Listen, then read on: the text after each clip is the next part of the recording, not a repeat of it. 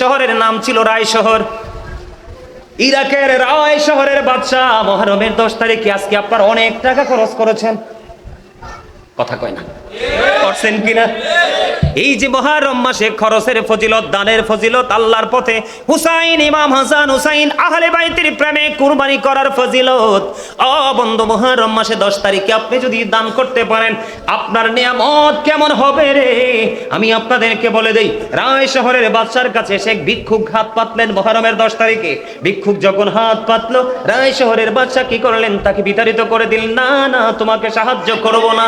ভিক্ষুক যখন মনটা খারাপ করে অন্যদিকে মোড়টা ঘুরালো, তখন একজন খ্রিস্টানের চোখে সেটা পড়লো। খ্রিস্টান ইশারা দিল, তুমি আমার কাছে আসো। খ্রিস্টান যখন ইশারা দিল, তার কাছে বন্ধু গেলেন। যাওয়ার পরে ওই খ্রিস্টানে ভিক্ষুককে সাহায্য করলো। সাহায্য করার পরে ভিক্ষুকও খুশি হয়ে গেল, খ্রিস্টানও খুশি হয়ে গেল। খুশি হয়ে যাওয়ার পরে দিনটা ফুরিয়ে গেল।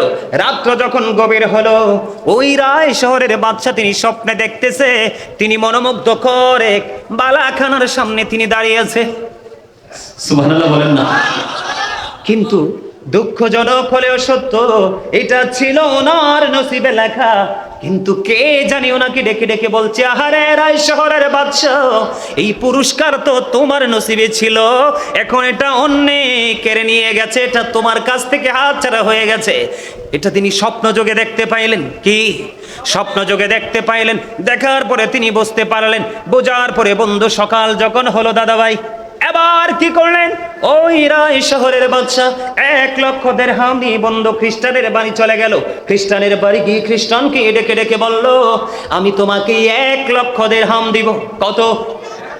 আমি তোমাকে 1 লক্ষ দিরহাম দিব।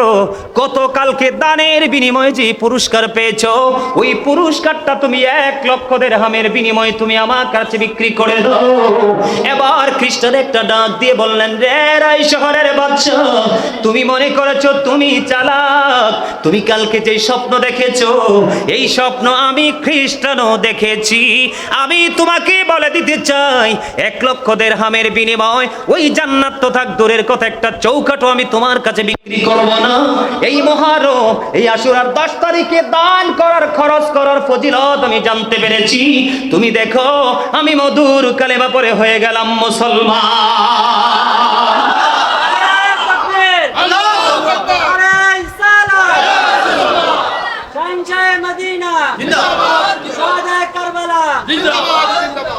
আরো আগে স্লোগান দেওয়া দরকার ছিল।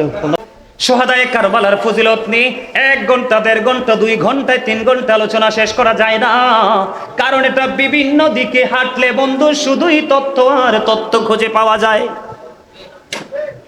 বলতেছিলাম বন্ধু, একটুখানি বোঝানোর জন্য ফজিলতটা বর্ণনা করলাম। আমি আপনাদেরকে আরেকটা বলি, হারুন ভাইয়ের আরেকটা মাহফিল এসেছিলাম 2 বছর আগে। ওই মাহফিলে আমি বলেছিলাম, আমার স্পষ্ট মনে আছে, কেউ যদি প্রাণের নবীকে ভালোবেসে প্রতিদিন মাত্র 1000 বার দরুদ পড়তে পারে, দাইলামি শরীফের মধ্যে সেটি হাদিস খান, হাদিসের রাবি হলেন হযরতে আনাস রাদিয়াল্লাহু তাআলা আনহু। আমার নবী বলেছে, প্রতিদিন যদি নবীকে ভালোবেসে দরুদ পড়তে পারো মাত্র 1000 বার, তুমি জান্নাত না দেখা পর্যন্ত তোমার মরণ হবে না। জোরে জোরে কন্যা সুবহানাল্লাহ। এই জন্য বলি, পাইলে নিরালাই গো নবী, পাইলে নিরালাই, পাইলে নিরালাই গো নবী, পাইলে নিরালাই। 2 কদমে চুমু খাবো, চরণে ধুলে মাখবো গায়ে, পাইলে নিরালাই গো নবী, পাইলে নিরালাই। মারহাবা। নবীরে নিরালায় পাইতে মন চাইতো? নবীরে নিরালায় পাইতে চাইলে আহলে বাইতকে ভালোবাসতে হবে। যে আহলে বাইতকে ভালোবাসলো সে নবীকে ভালোবাসলো, যে নবীকে ভালোবাসলো সে আল্লাহকে ভালোবাসলো, যে আল্লাহকে ভালোবাসলো তার ঠিকানা হলো জান্নাত। আল্লাহ বলবি, ইউ গো টু প্যারাডাইস, জান্নাতে চলে যাও। আর জোরে, অন্যথায় you have to go to hell, চলে যেতে হবে জাহান্নামে, মাস্ট বি। এড়িয়ে যাওয়ার সুযোগ, এড়িয়ে যাওয়ার সুযোগ। জান্নাত চাই না জাহান্নাম চাই? আমি চাই আল্লাহ আল্লাহ রাসূলকে, আহলে বাইতকে। এবার ভালোবাসা যেখানে যাই যাবো আর কি। দাদা কি বলেন? ঠিক আছে না বন্ধু? আমি বলতেছিলাম, দেখেন তাদের আদর্শ, তাদেরকে ধারণ করতে পারলে জীবন পুরো বদলে যাবে। 2 ভাই বন্ধু হাঁটতে বের হলো একদিন, হঠাৎ করে চাইয়া দেখলেন আমার এই দাদুর মতো মুরব্বী, আমার এই দাদা ভাইয়ের মতো মুরব্বী দেখছেননি, বুড়া হইছে যে, চেহারা দেখছেননি? দাদা একটু এদিকে তাকান, দাদার চেহারাটা দেখছেননি? কথা করে সুন্দর না কালা? মনে হয় যেন নূর চমকাচ্ছে চেহারায়। আর আমরা তাগরা জুয়ান, আমাদের চেহারার দিকে তাকাইলে আল্লাহ রাসূলের কথা মনে হয় না। কারণ আমরা রাস্তা পুরো উল্টা, তাদের রাস্তাটাই শুরু থেকে শেষ পর্যন্ত ঠিক। ঠিক কিনা বলেন? আমি কেন বললাম এক্সাম্পল? বুড়ো দাদুকে দেখতেছে বন্ধু উজু করতেছে, কে দেখতেছে? হাসান হুসাইন দুই ভাই।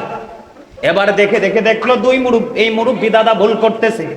হাসান হুসাইন দুই ভাই চিন্তা করলেন কি করব ভাইয়া, দেখো গো বুড়ো দাদু অজু করে কিন্তু অজু তো হয় না, এখন কি করব? তারা ছিলেন অত্যন্ত তীক্ষ্ণ মেধার অধিকারী। বন্ধু, তারা জান্নাতের লিডার তো এমনি এমনি হয় নাই। এবার দুই ভাই মিলে চিন্তা করলেন, ভাইয়া চলো আজকে বুড়ো দাদুকে প্রেমের মধ্য দিয়ে কি শিখাবো, অজু শিখাবো। এবার দুই ভাই মিলে বুড়ো দাদুর কাছে চলে গেলেন, গিয়ে দাদুকে একটা সালাম দিলেন। দাদু সালামের জবাব দিলেন। দুই ভাই মিলে ভালো মন্দ জিজ্ঞেস করলেন, আবার দাদু পাল্টা তাদেরকে ভালো বড় জিজ্ঞেস করলেন। করার পরে এবার দাদুকে বলতেছে, দাদু আজকে আপনাকে একটা বিচার করতে হবে। কই কি গো? কয় এখনই বলবো। কয় আমরা দুই ভাই মিলে অজু করব, আপনাকে বলতে হবে কার অজুটা বেশি সুন্দর। আর জোরে কন্যা সুবহানাল্লাহ। আমি আপনাদেরকে চ্যালেঞ্জ করে বলতে পারবো, এখনকার যুবকদের সামনে বন্ধু, প্রাপ্ত বয়স্কদের সামনে মুরব্বীরা যদি অজু করে ভুল হয় নাকি রাইট হয়, এখনকার যুবকদের বলা কখনোই সম্ভব নয়। কারণ মুখে হুসাইনি আদর্শ, বাস্তব জীবনে কোনো কিছুই নাই। কথা বলেন না কেন? আমাদের দাদা ভাই যারা মুরব্বী হয়ে গেছে, তাদেরকে পড়ে গেলে হাত ধরে তোলার দায়িত্ব আমাদের। তারা যদি কোনোটা উল্টা করে, কারণ বিবেক বুদ্ধি কিন্তু ধীরে ধীরে 40-এর পরেটা কি হয়ে যায়, মাইনাস হতে থাকে। কিন্তু আজকে কি সেই যুবকদের মধ্যে সে আদর্শ কি আছে?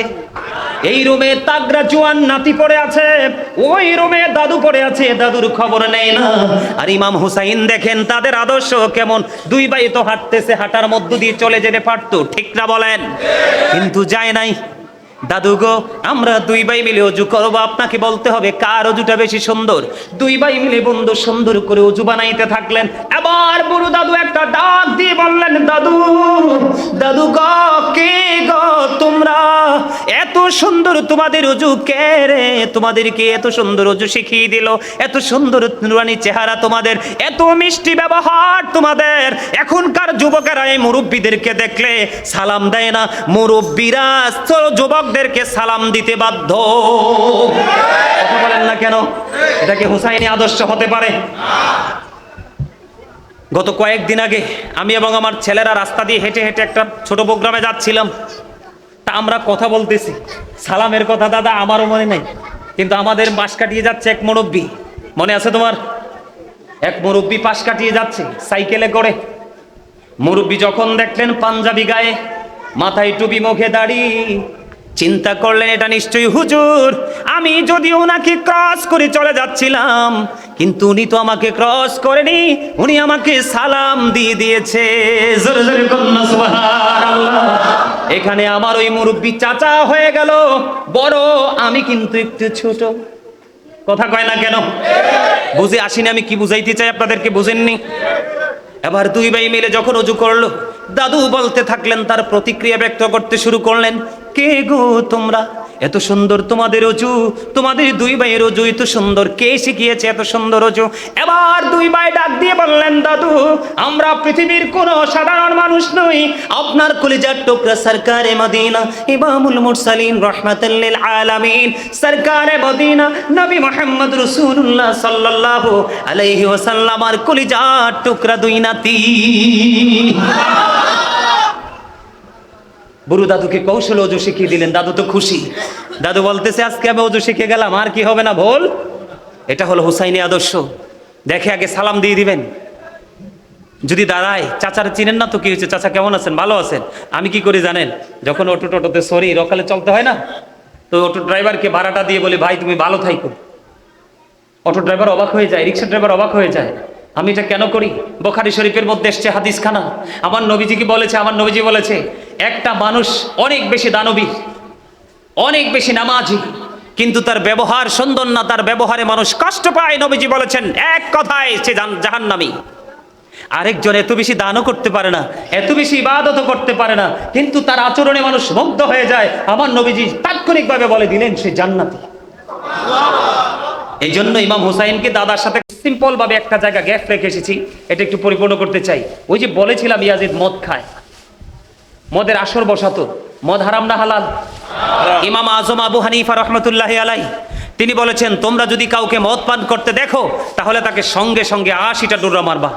তার কারণ মদ খাওয়ার পর একটা মানুষের বিবেকটা বিকৃত হয়ে যায়, মস্তিষ্ক নষ্ট হয়ে যায়, তখন সে ব্যভিচারে লিপ্ত হয়। হযরত আলী রাদিয়াল্লাহু তাআলা আনহু সম্পর্কে আমার নবী বলেছেন, I am a city of education, the gate of that city is Ali, ana madinatul ilmi wani'un babuha। আমার নবী বলেছেন আমি হলাম শিক্ষার শহর, আর সেই শহরের দরজা হলো আমার আলী, তারা হলো ইমাম হাসান হুসাইনের পিতা। আরো জোরে বলেন না। মা আয়েশা সিদ্দিকা রাদিয়াল্লাহু তাআলা আনহা তিনি একদিন ওনার বাবা আবু বকরকে প্রশ্ন করলো, বাবা বাবা গো, আপনি যখন আলীর সাথে একই জায়গায় বসেন আমি প্রায় সময় চাইয়া দেখি আপনি হযরতি আলীর চেহারার দিকে তাকায়া থাকেন, রহস্য কি বাবা? তখন ওই আবু বকর সিদ্দিক রাদিয়াল্লাহু তাআলা আনহু তিনি বলেছে আমি হযরতি আলীর দিকে তাকায়া থাকার কারণ আমার নবী বলেছেন আলীর চেহারা দেখাও ইবাদত। ওনার ওজনটা আরো আছে অনেক তত্ত্ব, ওনার ওজনটা বোঝানোর জন্য বলেছি। হযরত আলী রাদিয়াল্লাহু তাআলা আনহু বলেছেন কোন দরিয়ায় যদি মদ পড়ে, দরিয়ার পানি শুকিয়ে যায়, ওখানে যদি ঘাস জন্ম হয়, আমি কোনোদিন আমার পশুকে সেই দরিয়ার ঘাস খাওয়াবো না।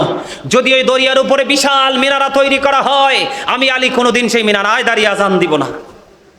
মদ এত ভয়ঙ্কর, সেটা খাইতো ইয়াজিদ, এটা খাইতো এবং অন্যদেরকে খাওয়ার জন্য ইনভাইট করতো, দাওয়াত দিত। ইয়াজিদের পক্ষে থাকবেন? এখন আমরা যখন সাহাবায়ে কেরামের জীবনী থেকে তত্ত্ব দেই, অনেকে কিন্তু এটাকে গ্রহণযোগ্য মনে করে না। কোরআনকে তো অস্বীকার করার সুযোগ নাই। যেটা বললাম গ্যাপটা পূরণ করে দেই, আলোচনা শেষ। আল্লাহ রাব্বুল আলামিন বলেছে ইন্নামাল খামরু ওয়াল মাইসিরু ওয়াল আনসাবু ওয়াল আজলামু রিজসুম মিন আমালিশ শাইতান। এটা বলতাম না, এটা বলার কারণ হলো মদ, জুয়া, মূর্তি, ভাগ্য গণনা, এটি ঘৃণ্য বস্তু, শয়তানের কাজ। কার কাজ? আর শয়তান আপনার আমার বন্ধু না শত্রু? Satan is the eternal enemy of the believers। শয়তান ইমানদারদের প্রকাশ্য শত্রু। তবে সবচেয়ে মজার ব্যাপার হলো আজকে যেখানে আপনারা যারা এসেছেন সবাই ইমাম হাসান হুসাইন আহলে বাইতের প্রেমিক, রাসূল প্রেমিক। আপনাদেরকে আমি সর্বশেষ আলোচনা করে শেষ করতে চাই। আল্লাহ রাব্বুল আলামিন পবিত্র কালামে হাকিমে বলেছে ইন্না কাইদা শাইতানি কানা দাঈফা। আল্লাহ বলেছেন শয়তান ডিসিপশন ইজ ভেরি উইক। শয়তানের ধোঁকা মুমিনের জন্য একেবারে দুর্বল। তার মানে হুসাইনি কাফেলার সদস্য যারা, তাদেরকে শয়তান কখনো গায়েল করতে পারে না। আর ইয়াজিদি বাহিনীর সদস্য যারা, শয়তান তাদেরকে কখনোই পথভ্রষ্ট করার প্রয়োজন হয়, কারণ তারা এমনিতেই ধ্বংস। কথা বলেন না কেন? এই জন্য সম্মানিত উপস্থিতি, আমি আলোচনার সামনে বাড়াচ্ছি না, অনেক রাত হয়ে গেছে। আপনাদের সবাইকে, সবার কাছে আমার বিনীত অনুরোধ থাকবে, মা বাবাকে ভালোবাসবেন। বাসবেন তো? আরো জোরে। দ্বিতীয় কথা হলো সন্তানদেরকে 3টি বিষয় শিক্ষা দিবেন, মাস্ট বি সাজেশন। সেটা হলো আল্লাহ রাসূল বলেছেন আদিবু আওলাদাকুম আলা সালাতি খিসালিন হুব্বি নাবিকুম ওয়া হুব্বি আহলি বাইতিহি ওয়া আলা কিরাআতিল কুরআন। রাসূল বলেছে তোমরা তোমাদের সন্তানদেরকে 3টি বিষয় ট্রেনিং দাও। কয়টি? হুব্বি নাবিকুম, is the love of the prophet, নবীর ভালোবাসা শিখাও, কারণ এটা ঈমান এবং ফরজ। এরপরে বলেছেন ওয়া হুব্বি আহলি বাইতিহি, আহলে বাইতের প্রেম শিখাও, এটাও ঈমান এবং ফরজ। Teach family love. এরপরে বলেছেন ওয়া আলা কিরাআতিল Quran, learn to recite the holy Quran, Quran তেলাওয়াত শিখাও। তাহলে সন্তান কখনোই পথভ্রষ্ট হবে না। আপনি শিখান না, আপনি শিখান, ইংরেজি বিভাগে পড়ান, বাচ্চাদেরকে সমস্যা নাই, কিন্তু প্রাথমিক ট্রিটমেন্টটা দিয়ে দেন, তাহলে আর সন্তান পথভ্রষ্ট হবে। 5 ওয়াক্ত নামাজ পড়বেন, হালাল পথে রোজগার করবেন, সব সময় সত্য কথা বলবেন, কারণ আল্লাহ বলেছে অকুলু কাউলান সাদীদা, সে দ্য রাইট থিং। ঠিক কিনা? সবসময় সত্য কথা বলবেন, সামাজিক উন্নয়নমূলক কাজে নিজেকে যুক্ত রাখবেন, সত্যকে সত্য, মিথ্যাকে মিথ্যা বলবেন, সমাজের মধ্যে সত্যকে বাস্তবায়ন করার চেষ্টা করবেন, এবং ইসলামী রঙে রঙিন হওয়ার জন্য আপনার জীবনে একজন হক্কানি আলেম অথবা আল্লাহর ওলিকে বেছে নেবেন। আল্লাহ যেন আমাদেরকে সেই বাস্তবতার মধ্য দিয়ে জীবনকে পরিচালনা করার তৌফিক দান করে। সকলে বলুন আমিন। আমার আলোচনায় যদি কেউ কষ্ট পেয়ে থাকেন আল্লাহর ওয়াস্তে ক্ষমা করে দিবেন। আর যদি ভালো লেগে থাকে আলোচনার উপর ভিত্তি করে আমল করার চেষ্টা করবেন। আমি মুক্তাসারভাবে একটু কিয়াম করব, কিয়াম করবেন না? একটু কিয়াম করব, কিয়াম করার পরে বসবো। আমি আপনাদেরকে বলি আপনাদেরকে তাবারুক দেওয়া হবে মুনাজাতের মধ্যে। কিসের মধ্যে? মোনাজাতের মধ্যে তাবারুক দেওয়া হবে। আপনারা সবাই, আমি যখন কিয়ামে দাঁড়াবো আপনারা সবাই নিজ নিজ দায়িত্বে কাতারবদ্ধ হয়ে যাবেন। কিভাবে করলে ভালো হয়? এভাবে আমি সিস্টেম করতেছি, আপনার টেনশন করতে হবে না। আপনাদের এইভাবে যদি কাতার করলে ভালো হয়, আপনারা এইভাবেই করবেন, এইভাবে করেন। এভাবে করলে তাড়াতাড়ি তাবারুক দিতে পারবে। করবেন তো? আমি যখন দাঁড়াবো আমি আপনাদেরকে বলবো, আপনারা অত্যন্ত ভদ্রভাবে আলোচনা শুনেছেন, আমার কাছে অত্যন্ত ভালো লেগেছে।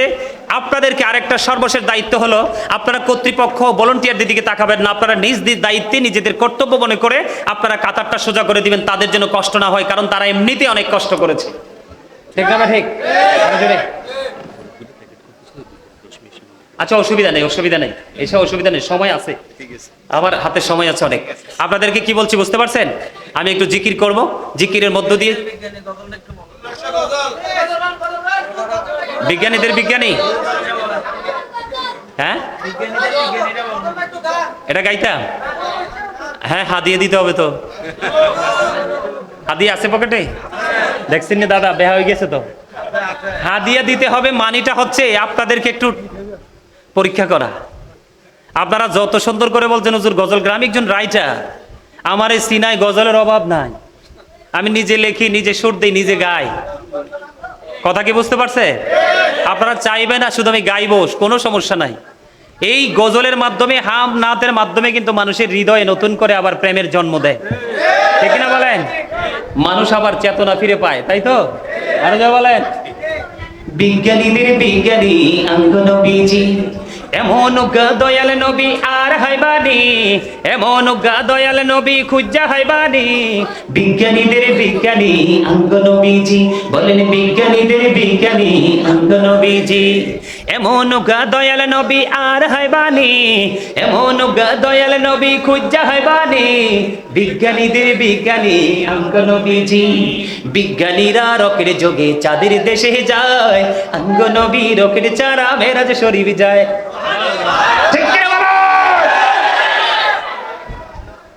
আবার কয় আমরা নবী বলে কিচ্ছু জানে না, আমরার মতো।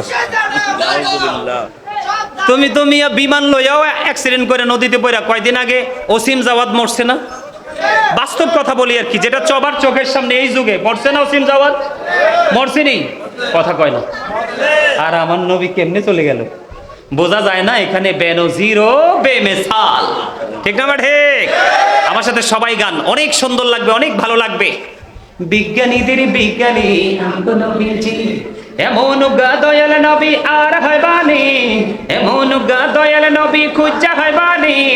বিজ্ঞানীদের বিজ্ঞানী আঙ্গ নবীজি, বিজ্ঞানীদের বিজ্ঞানী আঙ্গ নবীজি। বিজ্ঞানীরা রকেট যোগে চাঁদের দেশে যায়, আঙ্গ নবী রকেট চারা মেরাজ শরীফ যায়। আরে ওই যুগে কি রকেট বিমানে গুণ ছিল নি? বলো ওই যুগে কি রকেট বিমানে গুণ ছিল নি?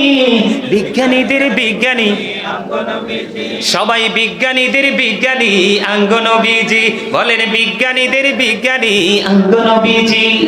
আবু বকর সিদ্দিকের সাপে কামড়াইছে, আঙ্গ নবীর থুতু দি বালা হয়ে গেছে। ঠিক না? আবু বকর সিদ্দিকের সাপে কামড়াইছে, আঙ্গ নবীর থুতু দি বালা হয়ে গেছে। আরে সেই যুগে কি ওজাব দুবে গুণ ছিল নি? বলা সেই যুগে কি বিজ্ঞানীদের বিজ্ঞানী আঙ্গ নবীজি। আগের যুগের মানুষের অসুখ কম হইতো, আঙ্গ নবীর কাছে আইলে ভালা হয়ে যাইতো। আরে যেটা বলেন মারহাবা। আগের যুগের মানুষের অসুখ কম হইতো, আঙ্গ নবীর কাছে আইলে ভালা হয়ে যাইতো। আরে সেই বালা কি এই যুগেতে কইতে হারমানি? বলো সেই বালা কি এই যুগেতে কইতে হারমানি? বিজ্ঞানীদের বিজ্ঞানী আঙ্গ নবীজি, এমন দয়াল নবী আর হাইবানি, এমন দয়াল নবী খুঁজা হাইবানি। বিজ্ঞানীদের বিজ্ঞানী আঙ্গ নবীজি, বলেন বিজ্ঞানীদের বিজ্ঞানী আঙ্গ নবীজি। মারহাবা, মারহাবা, মারহাবা। এখানে সুরটা ফলো করার দরকার নেই, কথাগুলো হচ্ছে সবচেয়ে বেশি লক্ষণীয় জিনিস, ঠিক কিনা বলেন? ফলো করার জিনিস কোনটা? এখানে কি নবীজির মৌজেজাটাকে ফুটটা উঠছে না? আরো জোরে বলেন।